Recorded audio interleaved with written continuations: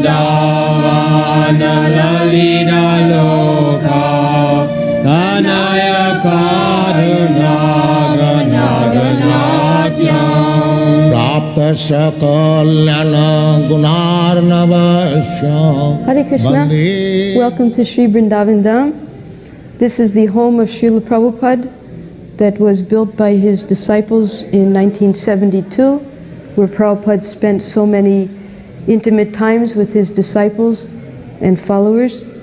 My name is Daivishakti. I've been here trying to serve Srila Prabhupada since 1974. A good portion of that time was spent here in Prabhupada's rooms, cleaning his house and cooking for him while he was present, and then after he disappeared, taking care of his quarters so that the public could come in and see his rooms. So this first room is Srila Prabhupada's darshan area. It's a very large room. Now in the corner of the room is the bed where Prabhupada left. He entered samadhi while lying on this bed. So when Prabhupada was here with his disciples from 1972 to 1977, this bed wasn't here. It was brought here by Hari Sori. He had it donated by one life member. Just when Prabhupada came in around September, October of 77, when Prabhupada was too ill to move much, so he thought it would be better to keep Prabhupada here in the main room. Prabhupada, his asan was always here, and this beautiful desk was carved for Srila Prabhupada. This is where Prabhupada would greet his guests and also where he would do most of his translation work in the house, although he did do a lot of translating in his upstairs bedroom at night. So Prabhupada would, in the evening time, he would have the house open for public darshan, and many devotees, many visitors would come and ask Prabhupada questions, or Prabhupada would have readings going on, and that would be just before the arti time in the evening. This is a picture of Radha Rasa Bihari at Bombay. This photo used to go everywhere with Srila Prabhupada to remind him that he had an unfinished task there in Bombay. So of course when Srila Prabhupada entered samadhi, the photo stayed here. Prabhupada would often look at this photo and say that he had made a promise to Radha Rasa Bihari that he would complete their temple. So when Prabhupada came back from London, he specifically went to Bombay to try to get the temple finished before he finished his pastimes here. But unfortunately, it wasn't able to be done until the January after. It wasn't open until the January after Prabhupada disappeared. This is an old photo of the original Berry Place temple that we found here in Prabhupada's house and have been preserving it.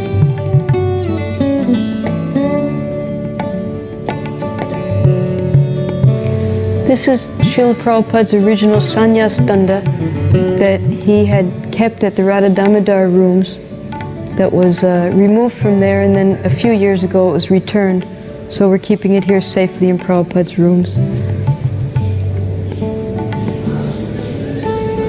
This is a picture of Krishna and Balaram, not on the day that they were installed, but just a few days after, one of the outfits made by the devotees here. Prabhupada was given a few of these photos just after the opening, and he had us frame them and keep them all around the room. This is the only one that's still remaining, so we keep it here safely, right on Prabhupada's bed at the place where Prabhupada disappeared. Attached to Prabhupada's main darshan room is his prasadam room, that he would morning and afternoon take his breakfast and lunch at. The asan where Prabhupada would sit is the original asan that was made for Prabhupada when he stayed at the Radha Damodar rooms, and then it was brought here when he moved here afterwards. The desk is also from there. We just had to put a protective covering on top because of the water.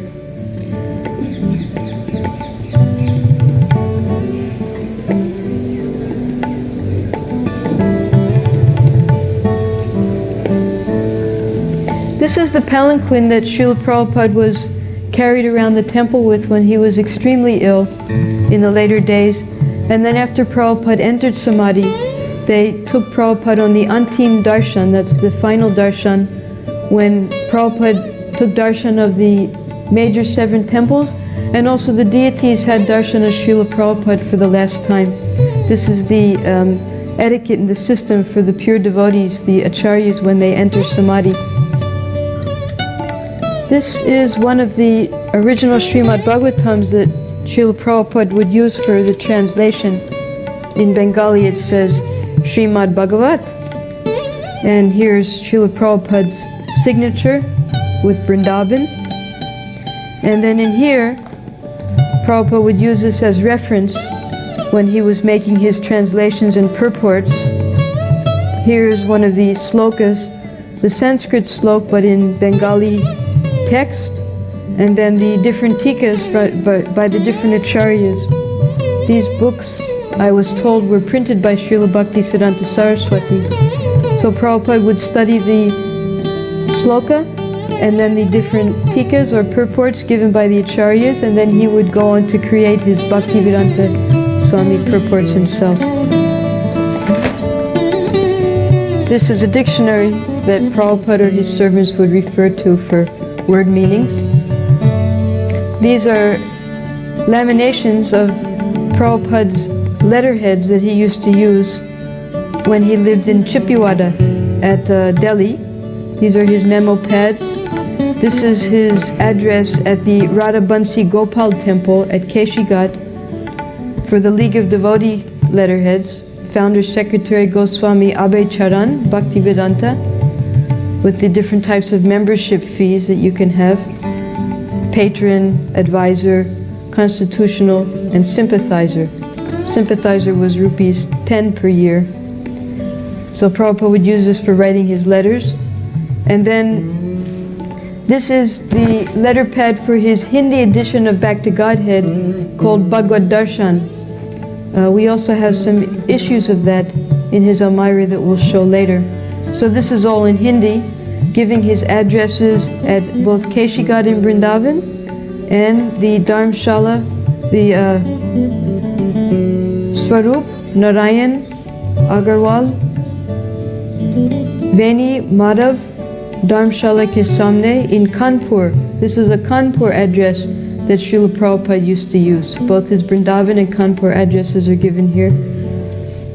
This is a very close associate of Srila Prabhupada's.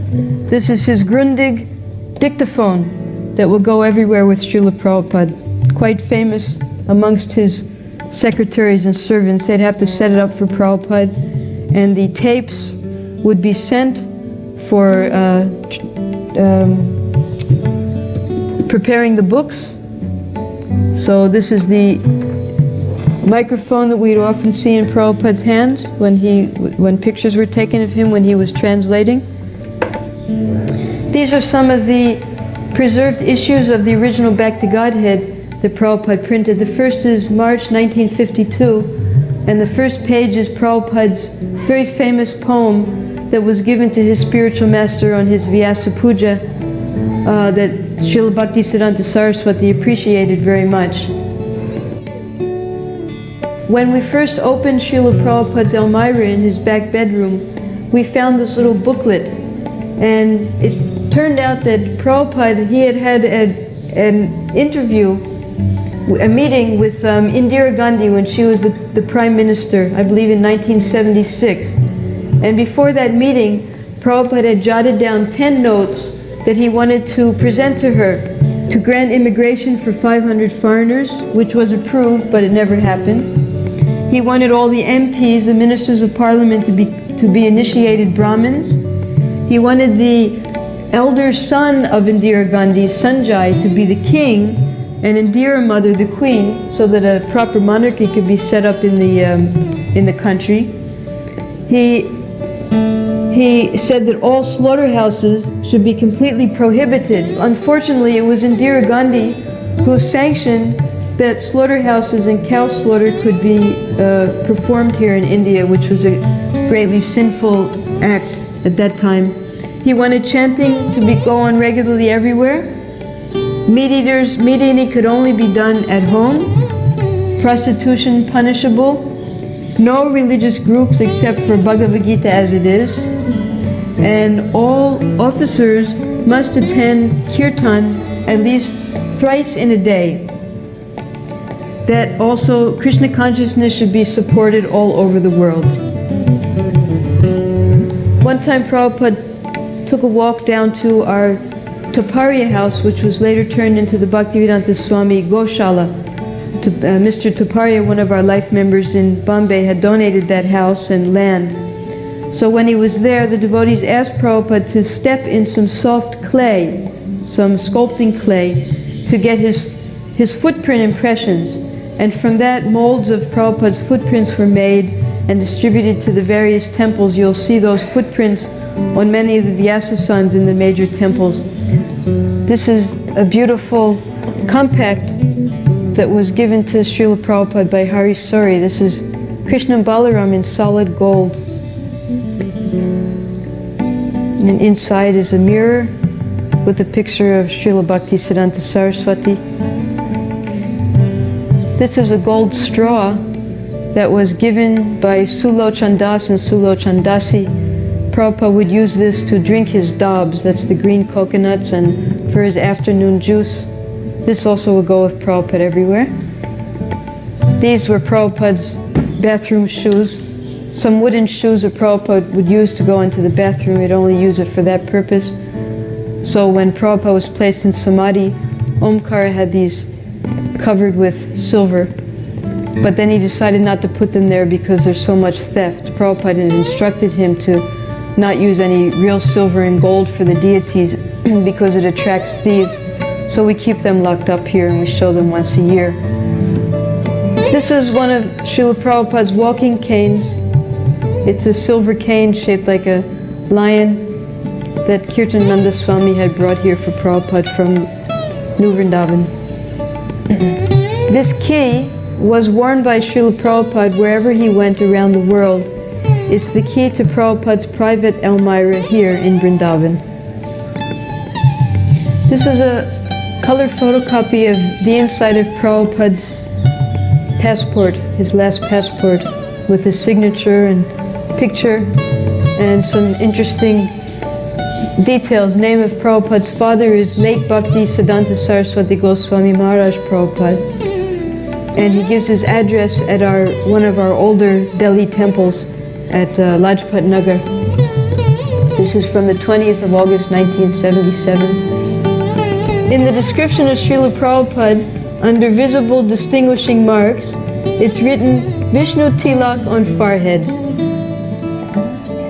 Srila Prabhupada will come out either from his prasadam room or from his back door into the garden. Sometimes on his back veranda he would set up his bed and mosquito net and sleep out here in the heat.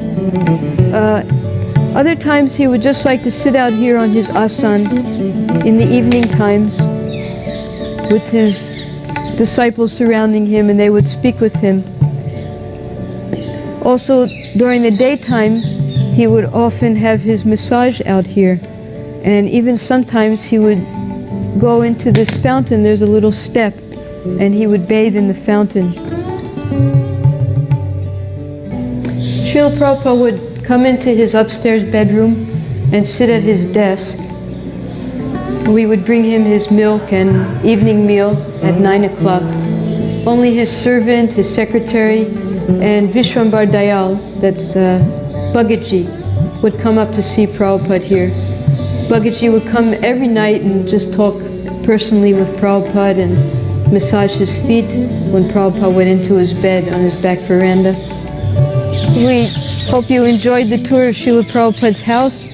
Please come here for darshan, for inspiration. Just walking through Prabhupada's rooms, you'll feel his presence. Prabhupada is eternally here. He called Vrindavan his home, and this is his home, his house here. All of his activities are still going on here. We can feel Prabhupada's presence. When you understand what Prabhupada did in each of the rooms and how the devotees served him here, how so many devotees came here to make their offerings to Prabhupada, to spend the last days with Srila Prabhupada, these rooms come alive with just love for Srila Prabhupada. So we're sure that if you come here, you'll feel all of that love and affection that Prabhupada had for his devotees and the devotees have for Prabhupada here. Hare Krishna.